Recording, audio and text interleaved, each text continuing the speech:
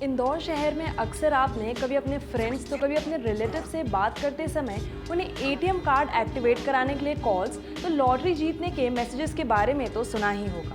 और यदि ऐसा कुछ भी आपके साथ हुआ है तो आप संभल जाइए, क्योंकि ये साइबर क्रिमिनल्स की आपके बैंक अकाउंट से पैसे लूटने की कोई नई चाल हो सकती है। लॉकडाउन और कोरोना वायरस की इन बिगड़ती सिचुएशंस के बीच कई सारे लोगों ने अपना रुख ऑनलाइन ट्रांजैक्शंस और पेमेंट की तरफ कर लिया है।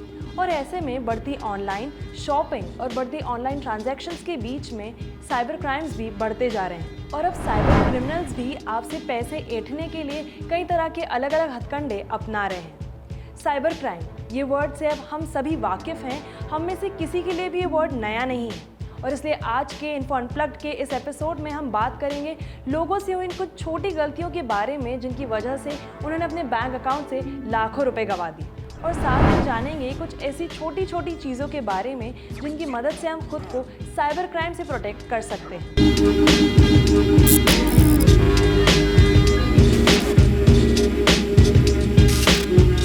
इंदौर टॉक टीम ने इंदौर शहर में कुछ लोगों से इंदौर में हो रहे साइबर क्राइम्स के बारे में बात की। इन सब के बीच कुछ 2-3 केसेस ऐसे उभर कर सामने आए जो कि फ्रीक्वेंटली कई लोगों के साथ हो रहे हैं।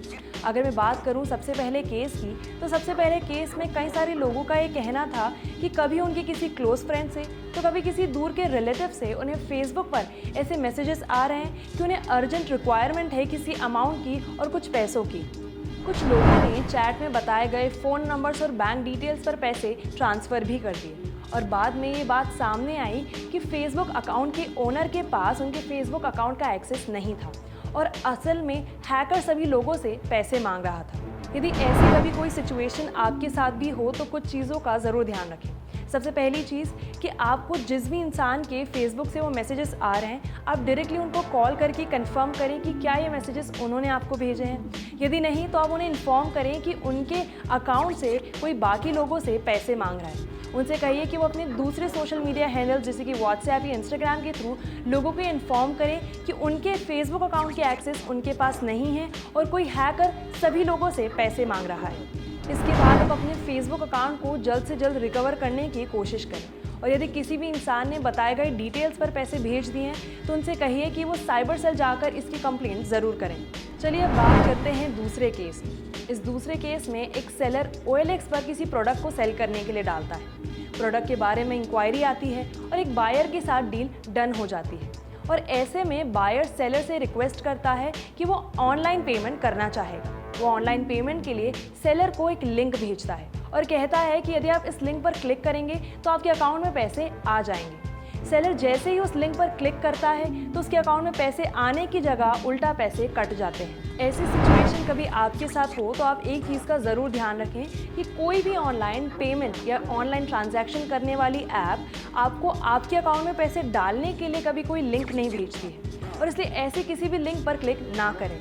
अगर बात करें लिंक्स की तो हम सभी ने व्हाट्सएप पर कभी डीमार्ट की 20th एनिवर्सरी, एडिडास की 10th एनिवर्सरी की लिंक्स तो देखी ही होंगी, जिनमें लिखा होता है कि इस लिंक पर क्लिक करने से आपको रिवॉर्ड मिलेगा और उस रिवॉर्ड को क्लेम करने के लिए आपको उस लिंक को 20 या 30 लोगों को भेजना होता है। तो हम आपको बता दें कि व्हाट्सएप पर होने वाला सबसे बड़ा स्कैम है। इन अननोन लिंक्स पर क्लिक मत कीजिए, क्योंकि इन लिंक्स पर आप क्लिक करके अपने डेटा के साथ साथ उन सभी लोगों का डेटा मुसीबत में डाल देते हैं जिन लोगों के साथ आपने इस लिंक को शेयर किया है। ध्यान रखिए कि साइबर क्राइम हमेशा फाइनेंशियल नहीं होता है। साइबर क्राइम कभी कभी पर्सनल भी हो सकता है, जिसमें क्रिमिनल आपके पर्सनल पिक्चर्स, नंबर्स, डॉक्यूमेंट्स जैसी चीज़ों को चुराता है। साइबर क्रिमिनल्स अब क्राइम करने के कई सारे अलग अलग तरीके अपना रहे हैं और इसका एक बहुत ही अच्छा एग्जाम्पल ये अगला केस है।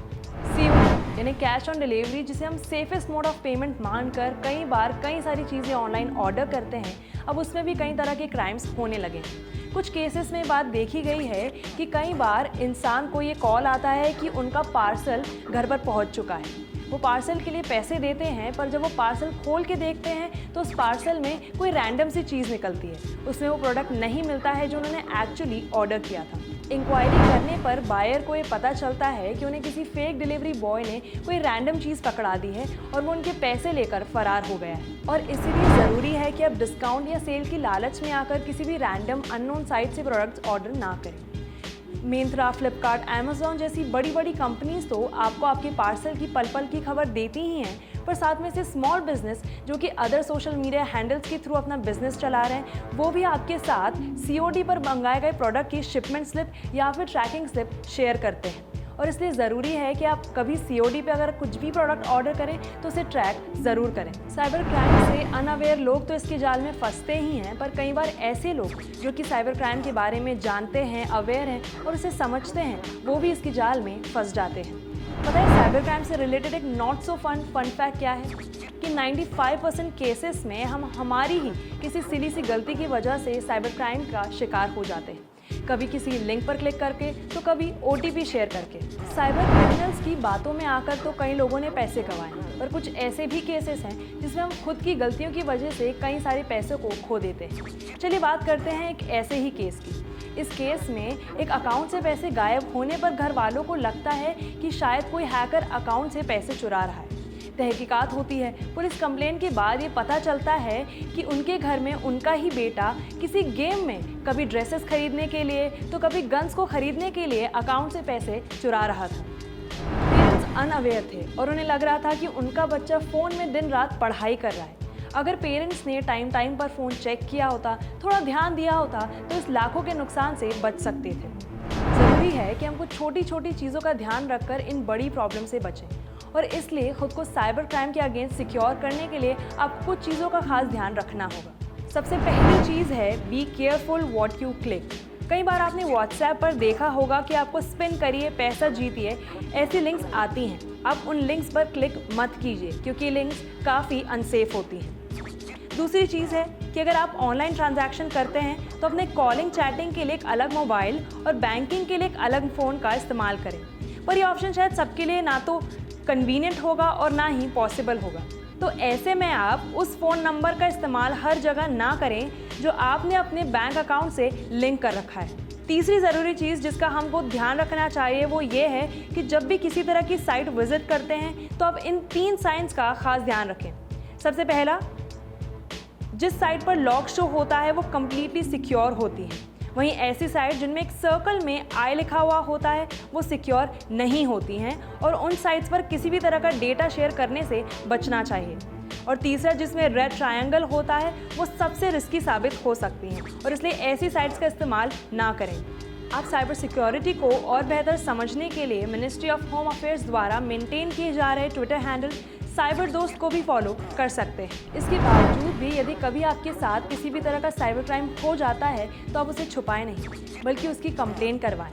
आप इसकी कंप्लेंट साइबर सेल में करवा सकते हैं। साथ ही आप साइबर सेल के अलावा अपने किसी भी नज़दीकी पुलिस स्टेशन में साइबर क्राइम की कंप्लेंट को दर्ज करवा सकते हैं। आप ज़्यादा जानकारी के लिए इंदौर पुलिस की वेबसाइट विजिट कर सकते हैं या कॉल कर सकते हैं इंदौर पुलिस के हेल्पलाइन नंबर 704-912-4444 पर। तो यदि कभी आपके किसी फ्रेंड या रिलेटिव के साथ साइबर क्राइम हुआ है तो उनके साथ ये वीडियो को ज़रूर शेयर करें ताकि अगली बार वो साइबर क्राइम से सतर्क रह सकें। साथ ही ऐसी ही और रियल और अनप्लग्ड इन्फॉर्मेशन के लिए देखते रहिए इंदौर टॉक।